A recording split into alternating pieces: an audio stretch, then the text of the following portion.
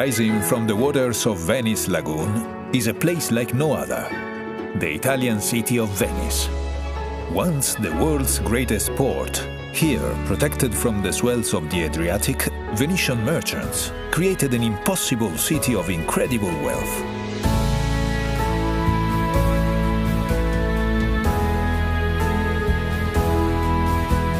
Long hailed as the most breathtaking city on earth, there is no denying that sometimes Venice can be overwhelmed with admirers. But if you take your time and treat her gently, she will reward you with moments of profound beauty and bliss.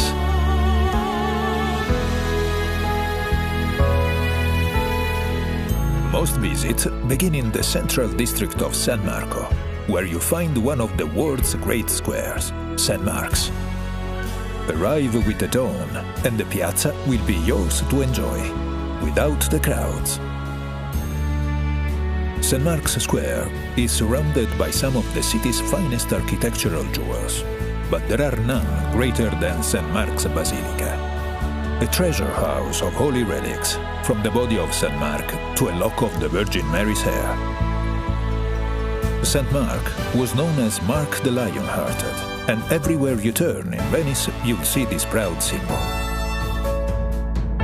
Across from the Basilica stands the city's beloved bell tower, St. Mark's Campanile. Climb the tower to see Venice stretch out in all her marble and red-tiled splendor.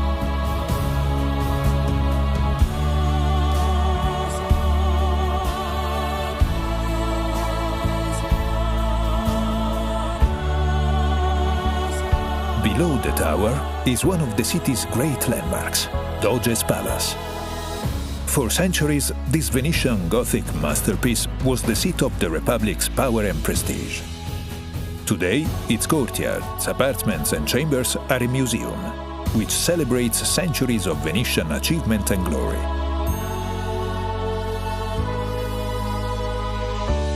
Just outside stand the columns of San Marco and San Teodoro, the traditional gateway to the city.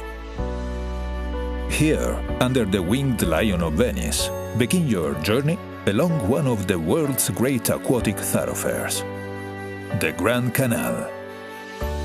For almost 2.5 miles, the canal winds through Venice. It is her main artery, her lifeblood. Ride the Vaporetto dell'Arte and explore the canal's treasures at your leisure. Or ride in true Venetian style by gondola, which Mark Twain once called the gentlest form of locomotion ever devised.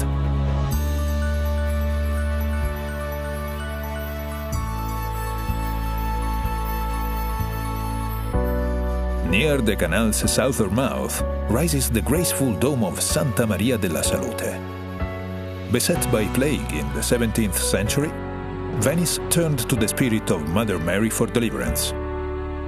The plague lifted, and grateful Venetians raised this new church in her honor.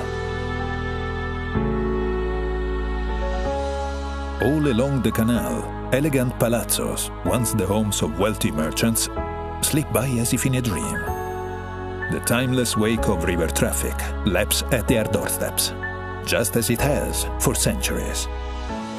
Today, many of the palazzos are home to museums and galleries. Carezzonico allows visitors to experience the opulence of 18th century Venice. While Palazzo Grassi's bold restoration and artworks are the perfect reflection of a city that cherishes its past and embraces the new.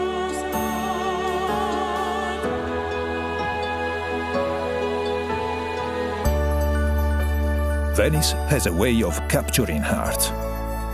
In the 1940s, American heiress Peggy Guggenheim made their home on the Grand Canal. Today, her passion for Venice lives on through her incredible collection of modern art, which brings joy to the hundreds of art lovers who visit each day. Venice is known as the City of Bridges, many of which are works of art too. The Accademia Bridge links the San Marco district to the Accademia Gallery, and offers some of the Grand Canal's finest views. The oldest of the Grand Canal's crossings is the Rialto Bridge. For over 300 years, this was the only way to cross the canal on foot, and today still stands as the grand gateway to the Rialto markets. Away from the Grand Canal, there are hundreds more bridges to explore, from the purely functional to the breathtaking. The most famous of all connects Doge's Palace to the historic prison. From the enclosed walkway, the condemned would capture one last look at their beloved city and sigh, hence the name, the Bridge of Sighs. Venice is a city to get lost in, so put away your map and let her surprise you. Follow winding alleyways that suddenly emerge into quiet piazzas and onto the steps of ancient churches. In the central area of San Marco, discover cultural treasures like the Teatro La Fenice, which, despite being destroyed 3 times by fire, arose from the ashes each time, just like its namesake.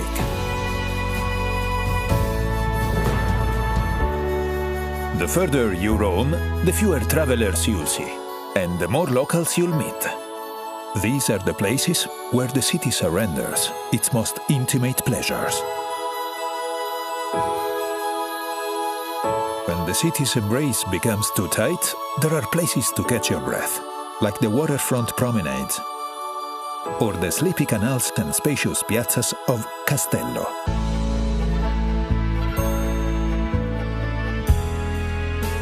Venice was long the epicenter of European glassmaking. Fearing an inferno, in the 13th century, Venice relocated all her glassmakers to the island of Murano. 700 years later, the descendants of these artisans still create works of incredible delicacy and color.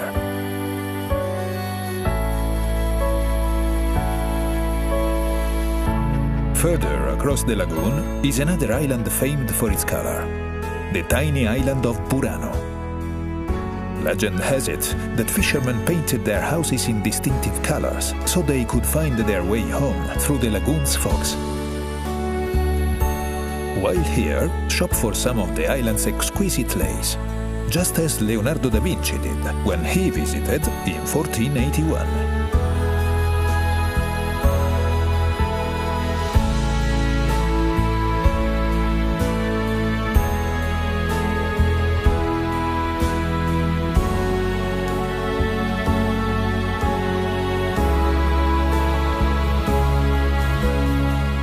From the adventures of Marco Polo and Casanova to the artistry of Vivaldi and Bellini, Venice has shone her light into the far corners of the world for over 1,500 years. And now, the world comes to her.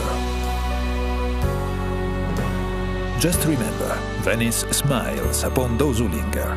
So stay for a few nights, or stay for a month, and savor every sweet moment she has to offer.